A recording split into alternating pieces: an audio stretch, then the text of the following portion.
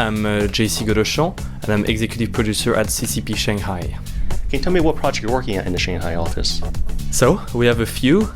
Some know us quite well, but we have one of the small concepts that we're working on the side, which is called Project Nemesis, and it's our way to get into the mobile VR space through Gear VR. It's basically an accessible kind of EVE Online experience on Gear VR.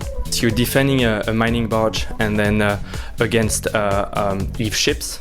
Pretty well known, in the demo that we've shown today. It's the boss fight is an Abaddon that comes into the scene and is trying to blow you up. But basically, that's the idea. So it's a static turret with a lot of different type of weapons, from kind of ballistic to laser to a lot more stuff for you to do to blow up all the EVE ships coming at you. It plays a lot like Asteroid. Have there been talks with Samsung incorporating other peripherals? Well, the idea is to go into an arcadey feel to it and keep it really accessible, deep, fun, and accessible. So that's why you probably have that feeling, and we think that's really, really cool.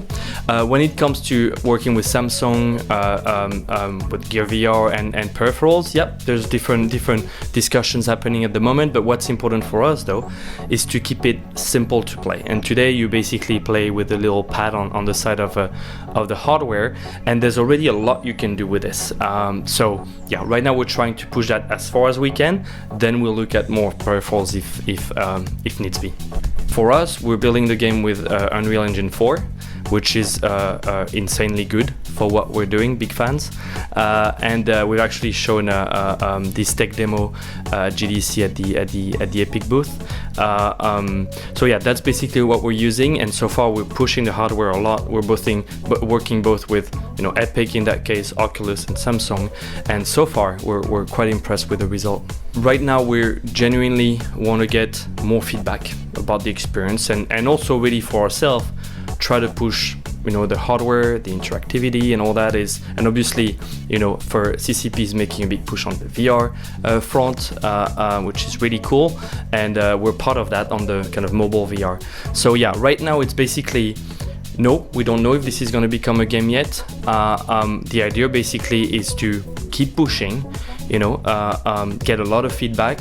I mean, today or these 3 days at FanFest is going to help a lot as people come and play it, and then shape it into hopefully a good game, but it's too early to say. There's very little motion judder, just a first demo game. It was very polished already. Can you elaborate on the team that's working on this, and did they already have VR experience behind them? That's a really good question. I love talking about the team.